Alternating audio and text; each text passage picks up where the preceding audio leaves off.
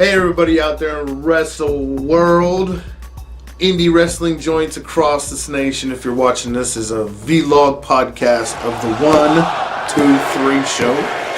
I'm the host. Doesn't matter what my name is, but the guy right beside me is none other than J.H. Hogg. How many time championship of AACW champion? Three time.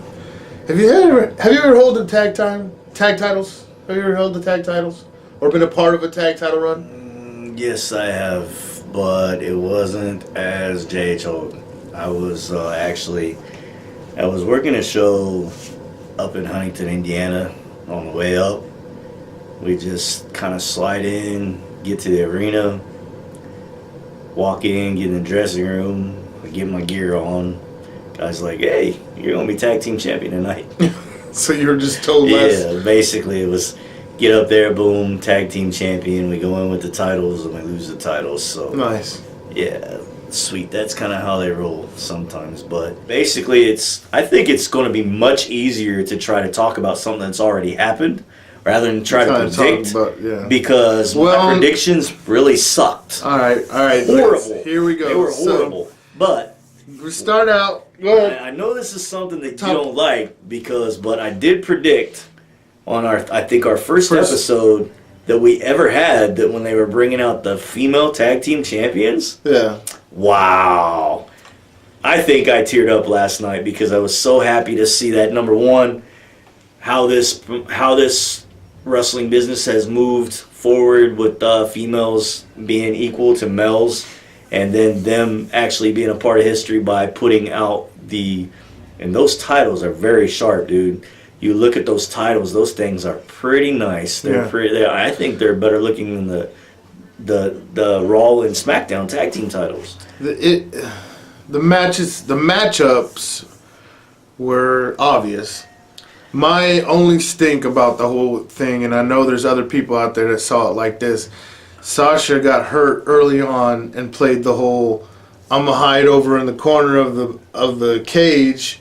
Let Bayley basically job for most of the Elimination Chamber.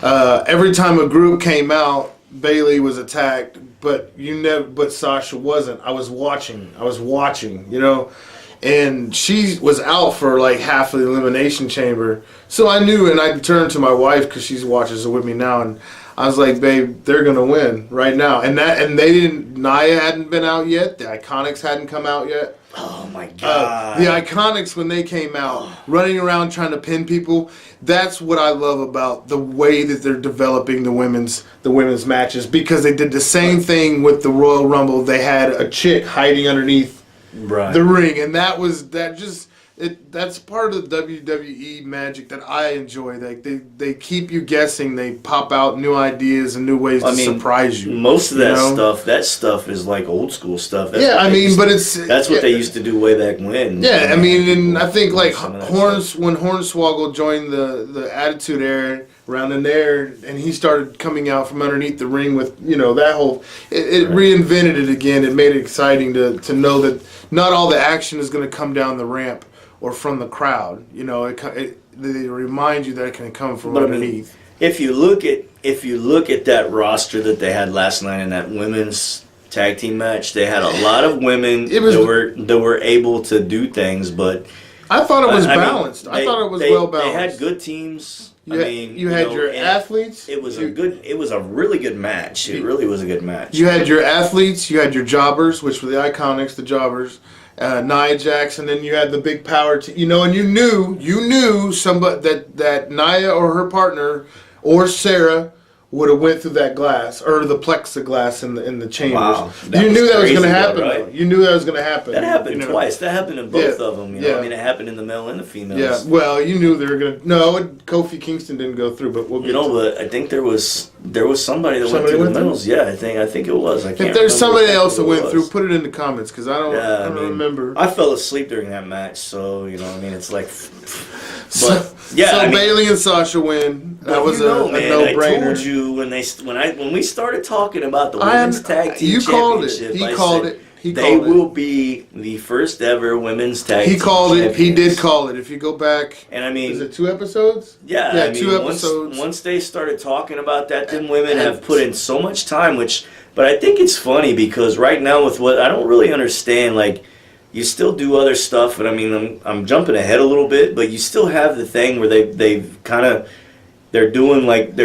doing the Four Horsemen thing where they keep throwing up the Four Horsemen symbols where they could be like the Four Horsewomen and stuff like that. But I mean, it's like they could take this angle and they could run with this angle because what they could do is they could actually give Charlotte a title and they could give Becky a title, give Becky back the title. I mean, however they'd want to go with that. And I mean, it could be just like the Four Horsemen were, and you put a guy with them. And you could do the same exact thing, man, and they could run that gimmick.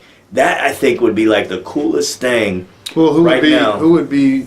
I really who would don't be know. the heel opposition? Would they put Becky with, the Ruby Riott? The Riott Squad, I mean, what would happen would be they would have Sasha. It would be Sasha, Bayley, and Charlotte, and Becky, because they come out of the same. Yeah, they come out. They were the four. They call themselves the Four Horsewomen. And then they do the thing with with Ronda Rousey and the girls that come from USC. So I could actually see possibly where they could still do that angle where those girls, those four people kind of fight, because them chicks that come out of NXT that were like the UFC people. Yeah. They actually done their Four Horsewomen symbols too. So it was kind of like this stuff is kind of getting interesting. They had some Easter eggs out there. I see them on NXT. The thing about it is but yeah, I called that. I called Bayley and Sasha, and I mean they really deserved it because the other girls, I mean Sasha and Bayley have been around. They put their time in. They had one of the best matches back in NXT. Then they've come and when they've come to the main roster, they've basically fought their way and clawed their way to the top to try to keep everything relevant. And, I mean, it was a very good match. It was a very good showing. I think all the women, which personally myself, oh my gosh, I can't stand the Iconics because it's like they're screaming. You gotta have hollering. those. You gotta have those, man. They could create the heat that the faces. I get it, AK. They're the springboard. They're springboards. Stick a fucking sock. Stick a sock in her mouth because I mean that's with her screaming and hollering. Man, I was like, shut up. And again, I mean, it was like again, a reason why I have my wife watch wrestling with me because she doesn't know any of the storylines. But that was one thing that she also got her. She was like, shut those bitches up, and when they got the crap kicked out of them, then my wife was cheering. So the effect, that's the effect they do. Everybody out there knows that. Now you heard what he said. He basically believes that they deserve it and that they earned it. But before we move on to the next one, I just want to say, when she went down, you knew she was going to win. I'm just saying. If you rewatch it, they gave their few minutes of fighting, and then she got hurt. The announcers let you know that she wasn't getting back in the ring. They put her out on the side to save her because I turned to my wife and said, look, they're saving Sasha. They got to make Sasha and Bayley make it through everybody's entrance. Yeah, I knew it was coming, but congratulations if they watch this. Bro. Bayley, I love you. Sasha, he loves you. We would love to take you to Olive Garden if you ever come to Kokomo, Indiana. But you know what I'm saying? I could be single for the night, hall pass and shit. The thing about that is that's professional wrestling. I know. That's it's wrestling. It was a good on a scale of I grade. I give it a B plus because I like the action. I like the way it felt. I think it kind of started slow. I think it kind of started slow. Yeah, it creeped up slow, and then it started bringing some stuff to it where it was like, this is going to get interesting. And then that when that when Nia and Tamina come out of the pod and they hit it, it's like they're going to go out there and they're going to tear everybody up. And it's like, I was really impressed, man, with the work that they put in last night. All the women, and it was good. Clapping and a thumbs up to these women, how they performed last night and made history with Bayley and Sasha being the new women's tag team champions. History. Pretty good. History. Yes. Historic. Next up, we got the Usos, McMahon and the Miz and the Usos. I was in and out on this match. I was doing things in the house, but I don't know. I like the Usos. Personally, myself, I'd like to find out. I'd like to actually know how Miz finds enough time to make babies.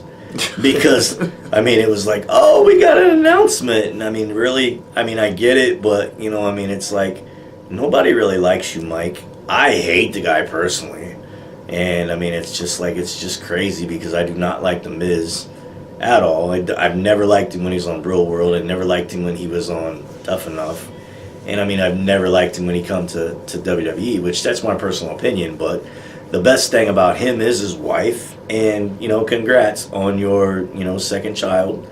But I'm very happy that you are no longer a tag team champion, because I could not really see how they could continue to keep this with Shane and Miz together and try to do stuff like this, because, you know, I mean, Shane is the boss, and basically they've taken everything back to where the family's running the business.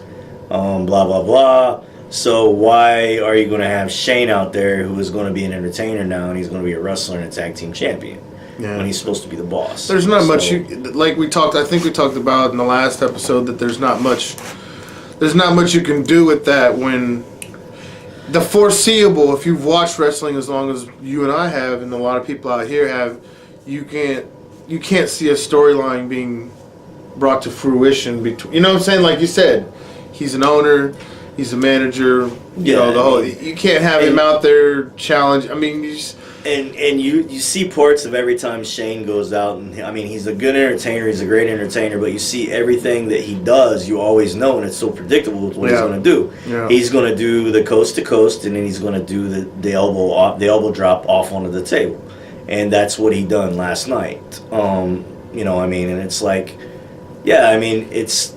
You know, I mean, I guess those will be his go-to moves, and that's what's going to happen. But, you know, I mean, it's like me, from a personal standpoint, you know, dude, go up, you know, sit there, go in, do your business that you need to do, and stay out of the ring now. Because, I mean, like, you guys. You heard it here first, Shane. You get the F out of the ring. You know, you guys have basically said what's best for business is for the family to take back and make things happen now. So it's like, stay out of the ring. Yeah. You know, I mean, Triple H, stay out of the ring. Every time you get in there, you tear something. You know, I mean, you're getting old. I mean, it's like, let these young cats do it, man. You know, I mean, it's like, you know, let these young cats do it. Yeah, but still do some spots. I mean, I love it when Vince McMahon comes walking down the ramp. Oh, yeah, that shit's never... chance! And his music's playing, his arms swinging. It's like the other night. Like, I don't understand the whole situation, what they were doing with Becky. She wins the Women's Royal Rumble, and now she gets taken out of the match. And Charlotte's put in there. I mean, I understand that you feel that you have to have Ric Flair, you know, or you have to have a Flair in a main event at WrestleMania because it's the biggest one. But, you know, I mean, and anybody notice, anybody notice that Charlotte Flair had that little mole or whatever on her face, and now it's off of her face and it's on her shoulder. I mean, like, what the hell? Ooh. Yeah, so, I mean, I noticed that.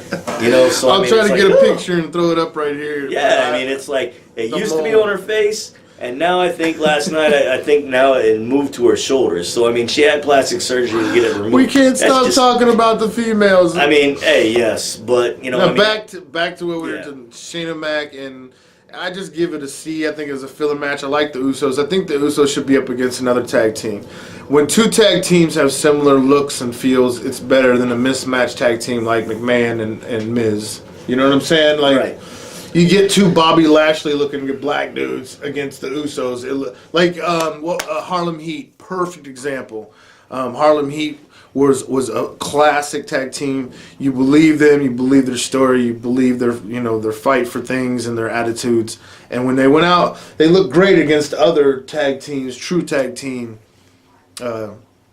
contenders or competition. I mean, but you get the mismatches like Miz and McMahon. Well, you look at Shane. You don't see Shane as an entertainer. You know, it's like not a constant. Well, I don't see him as an athlete either. It's like, It's like he's in business. He's the boss. You know, what I mean, it's like his promotion. You know, what I mean, it's like you can't look at him as a wrestling, sports entertainer. It's but you got he does have a lot of respect for me. Yeah, I mean, don't get me wrong, bro. I'm not saying you got respect. I'm not saying respect, Shane's dude. bad. I'm saying I love the work that he does. But I mean, it's like now it's time to take yourself out of the ring, man, and man the offices and do the stuff that needs to be still done. come and do spots though. Still come and do spots.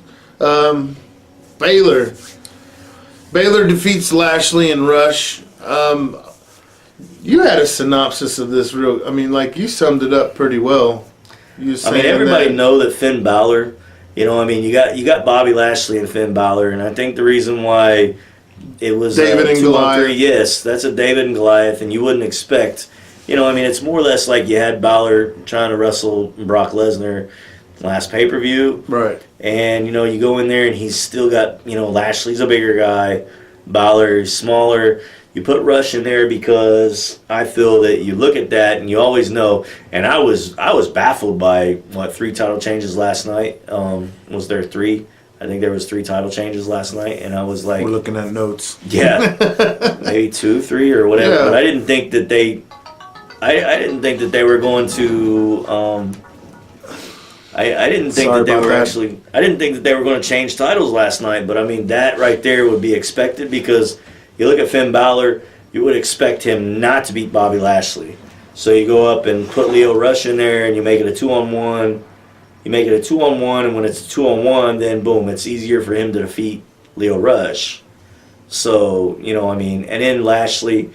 What are they doing with Lio Rush now? Because it looks like Lashley, pretty much told him, hey, I don't need your services anymore. So the hype's not anymore. So I would assume that, and who knows, did they form a 3-man band, with Baron Corbin, Lashley, and McIntyre? I'm not exactly sure what, I've made the point and I've said that I really can't watch a whole program without finding myself a little bit bored or falling asleep just because they don't. He does that. I don't. I'm through it. It's just some of the stuff. Distracted by my seeds. It's got better, but it's like it's not where wrestling was years ago.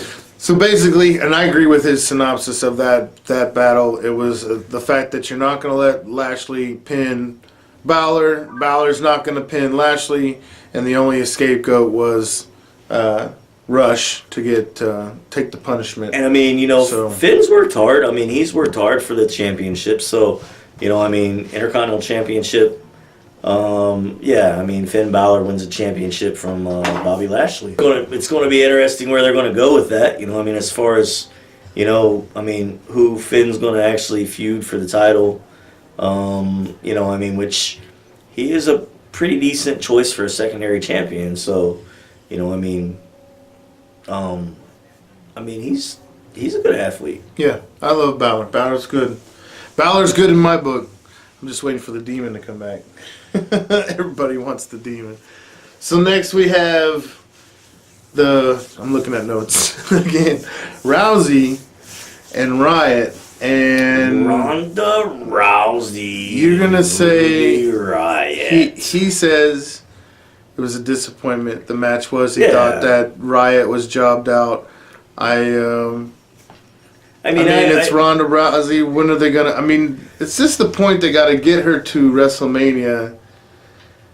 And I'm predicting this now. that Rousey will lose the title because they'll have some no disqualification bullcrap at WrestleMania, because they've held. How long has she held that title now? How many pay-per-views has she held that title? There's a point where you get so high, and then it's like you level out, and then you kind of start going down. Actually, she debuted. She signed. I think she signed her contract at Elimination Chamber last year. So that's there you go. A year. It's time. And it was like 2 or 3 paper. Well, I don't know, man. I could see Ronda Rousey not ever losing that championship just because of the fact of her name.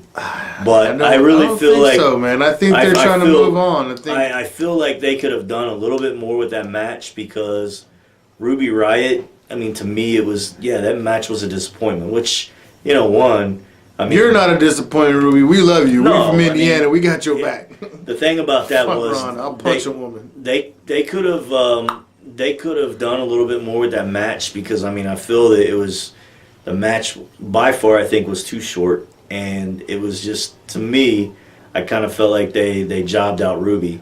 And I think there was kind of like a little build up to it, and it was kind of like, okay, but I don't get the fact that, I mean, Charlotte's out there, but then Becky coming in and jumping them all at the end of it. Yeah, that was not believable at all. I don't really get. I don't get everything that they're doing now because this is a live show on Saturday before the pay-per-view where Becky comes down and she actually goes in and interferes into a match with Charlotte, and Charlotte beats the hell out of her, right? So then Becky comes back the next day on the pay-per-view, and she goes in and she just whoops her can all over the place, and then starts with Ronda.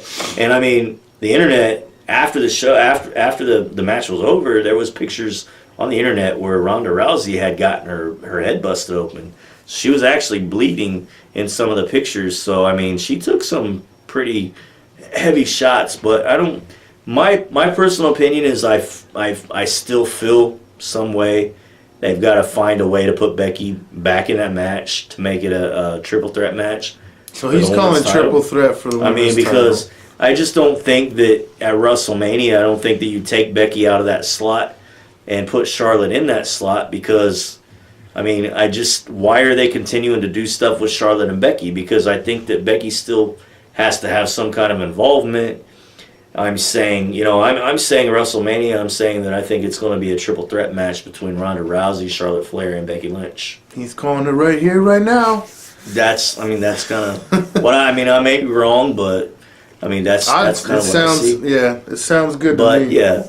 I mean, I was disappointed with that match because I think they could have let Ruby do a little bit more. And, by the way... more meat and potatoes next time. Yes. By the way, went to Target today after work, and I got the NXT Ruby Riott figure. Yes! So, one up for us. Hopefully somebody tags her and she gets to see this. She knows I got footage. So yes, his predictions after we come back from a cutscene. His prediction is 3-way for the women's title. I'm going to follow with that. So we'll see how that goes. Next up, we have the Corbin and Strowman match. Oh my gosh. I mean, it's Kane and Undertaker and maybe way back in the day it was, Earthquake, or what was that one dude's name? Earthquake and the two big white dudes, and then those Typhoon. Yeah. I mean, it's the classic big guys beating up big guys match, and I mean, for the record, personally, I just think you got to do something with Strowman. We get it. He's a monster. He's the big badass, and now you've made him look weak because you got 3 dudes beating up on him. But I personally think they need to go somewhere with this, or I'm gonna lose interest. He's just not the big. Like, I was really impressed. I had been away from WWE for quite a while, and then all of a sudden I turned on a Raw and saw this guy come out, and he was fairly new because the announcers weren't like, he's been here for years or anything like that. So I mean, I caught him in his fairly early in his appearance. So it's like I was really impressed, but. Since then, don't you feel they're doing the same? They did the same thing, bro. They did the same thing with Big Show. They brought him in. He's this, like the Lesnar. They did the same thing with a big monster guy. He's undefeatable. And then, boom. It's like they keep this undefeatable monster thing going too freaking long. They don't involve him in some type of... Well, like right now, it shows that he is vulnerable and he can get beat because, regardless if it was 3 guys that took him out, but, you had Baron Corbin that basically it was a no disqualification match and you knew something would happen. Right. But the way it happened, I don't agree with it. It's like, why do you have Drew McIntyre, Bobby Lashley get involved in this stuff? Unless if they're going to stretch this feud out between these guys a little bit more, but what do they have to offer? It's like they don't... what are they going to do? Put Strowman in, he's going to take all 3 of them at the same time and get his ass kicked? The thing about it is like what happens is, my belief is maybe it goes back to the way that they're treating Strowman now is because of his attitude in the locker room and backstage. I mean, I've read, and I've seen that he's late to appearances, stuff like that. He doesn't act, and I mean, I do believe that there's been, I mean, if it's on the internet, it is true, but we all know that's the case, right? But as Mark Henry has come back now, and he is policing the locker room because he said when he was gone and away, there was so much disrespect because when him and Taker was there in the locker room and they were manning the locker room, nobody disrespected. They would come to work on time. They would do what they were asked to do because it's like, and I did read a piece where Mark Henry was actually talking about like he would narc people, he would snitch on people, and basically it's like what the, I mean, it's like Mark Henry snitches on you, can't do nothing but get in trouble because you're not going to beat his butt. It's just the way it is. Right. But he has come back, I think, now, and his job is to kind of police the locker room and make sure these guys and gals do what they're supposed to do, be there on time, be professionals with everything they're supposed to do. So, I mean, there might be, you maybe see Strowman getting a little bit more recognition and doing some things and not so much of doing some crazy stuff. I think that match last night was just completely... I think it went over. I think they're trying to do too much. I couldn't understand why they would kill him with that gimmick. I mean, it's like basically they've left him out there where he can't do anything now. I mean, you're going to let Baron Corbin go over after they slam him through two tables. Two tables. And, Corbin goes over and they stand there and they mock Strowman. How long do people want to see this feud?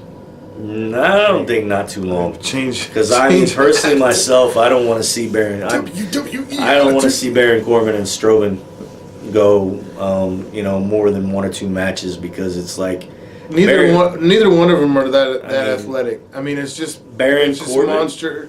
Well, I mean, he has that Barry Windham type athleticism. You know what I'm talking about? Very. Yeah, I mean, but he's not he's just kind of plain, man. He's like he just does shit and stuff. He looks like a mafia boss's nephew. You know what I'm saying? I mean, that does security at a nightclub. I mean, now they changed that look when they made him kind of do the corporate thing and stuff like that. Yeah. Now he continues to do that. But I mean, even when he had his gimmick that he had before, and I mean, I don't know. That dude was just never really convincing to me. Like he could really be anything, I mean, I don't know. Maybe it's, I mean, that's, like I said, that's my opinion. Could have been a better match. I mean, I just don't know. I personally, myself, I don't want to see this go on. I mean, it's just like one and done. Get out of it. Move it someplace else. Do something else. So, I mean, does Strowman, where does he go from there? Does he go against, McIntyre? Does he go Lashley? I mean, it's like, because, man, I don't want to see him. Hopefully he doesn't, wrestle Corbin again because... I mean, I don't want to see that.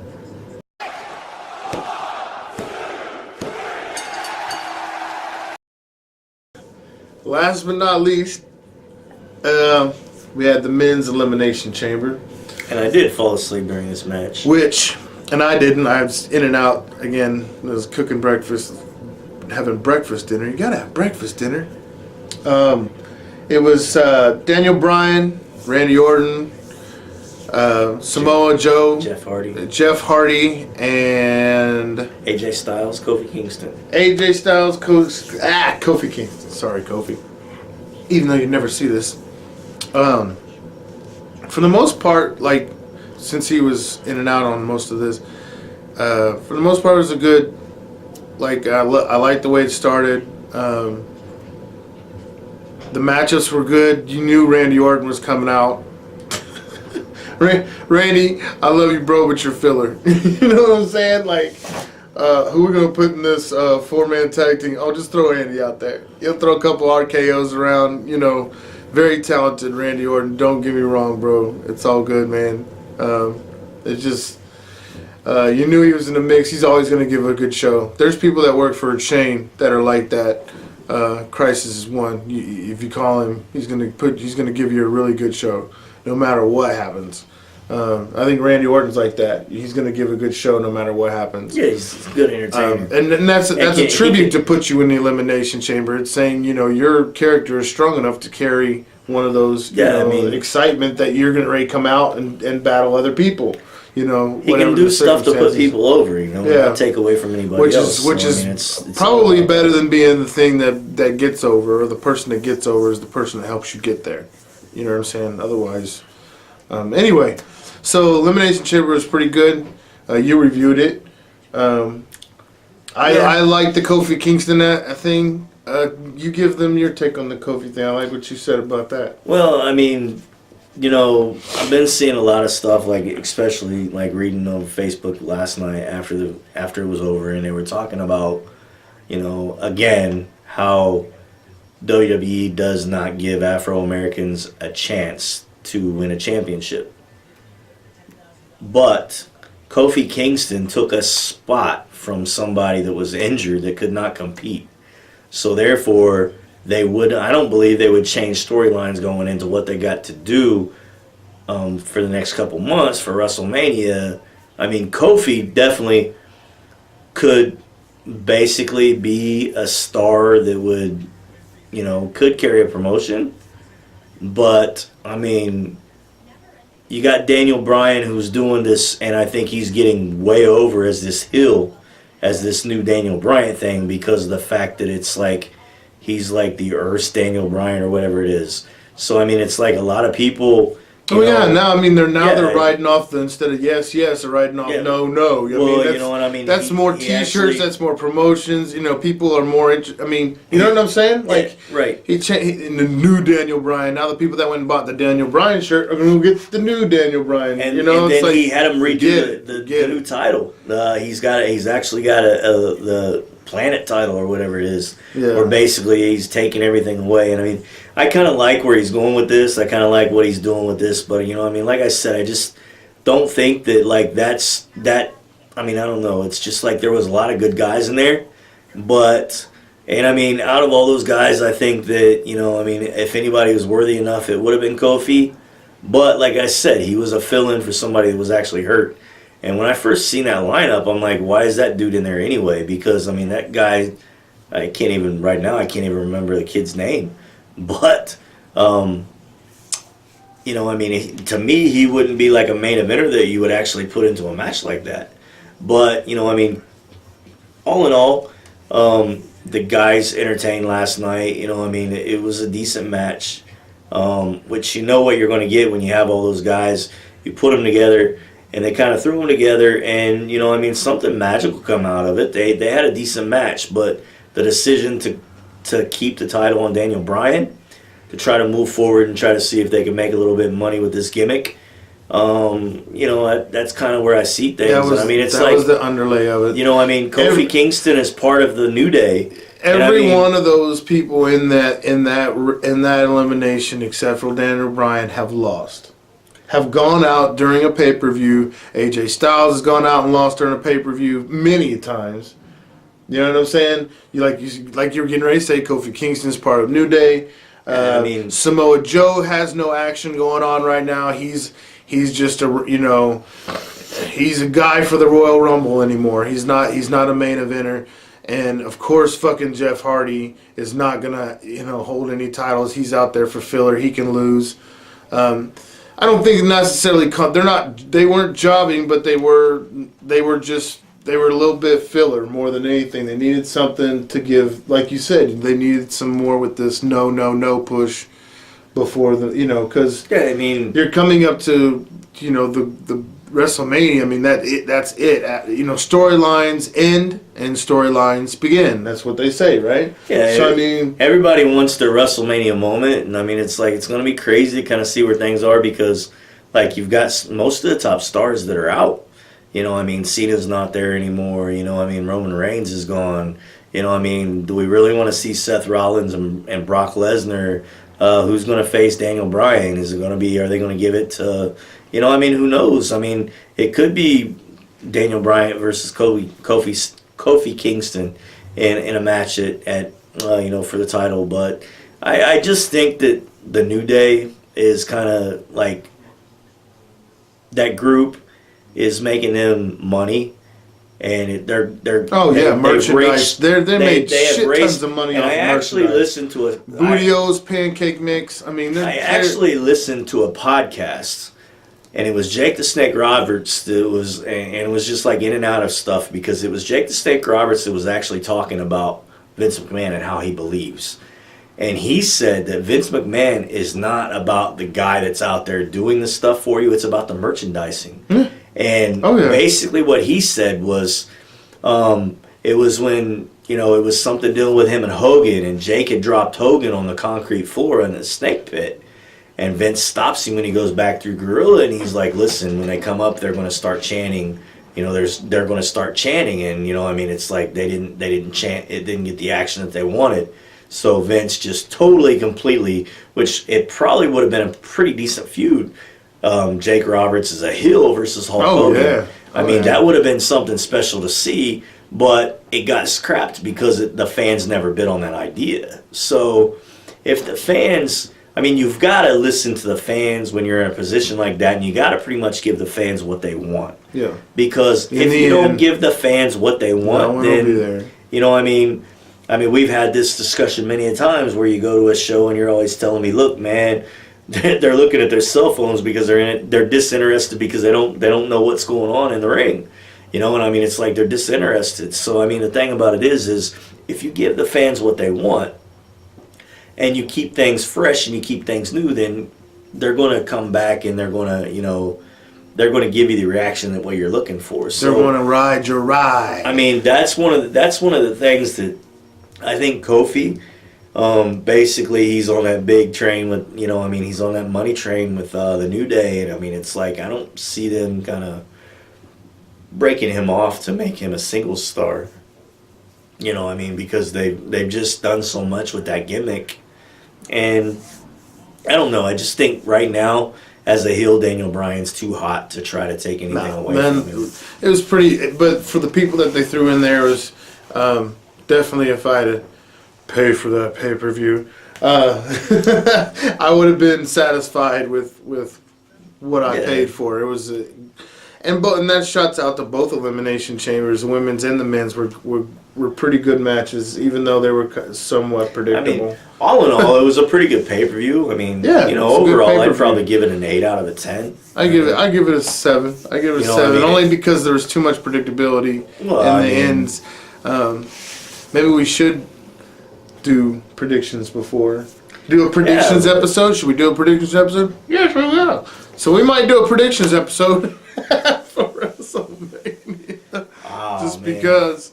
Who would have predicted, like, you get into that circumstance, who would predict that Braun Strowman would take a kid, 13-year-old kid out of the crowd and make him a tag team champion? Yeah. Well, how could you predict that stuff? Nah, you can't. You can't do that stuff. So, which is good. Which is good sometimes. You like to be surprised as the new person and not a veteran of WWE. But all in all, I was satisfied at the end of the night. Good pay-per-view. Because Bayley and Sasha are now. Oh, you already knew that. Bayley and Sasha are the tag team champions. So to me, goes back because, like I said, I think Sasha. I think she's the best female entertainer in the business right now. Which I do. All of them pretty much have come a long ways where they're at. But I just think Sasha, man, it's his opinion. Yeah, it's my opinion. I don't know. Anyway. Yeah, anyway. So there you go. The Elimination Chamber for the 1, 2, 3 show. 1, 2, 3 show. 1, 2, 3, 3, 2, 1. 3, 2, 1. You get it.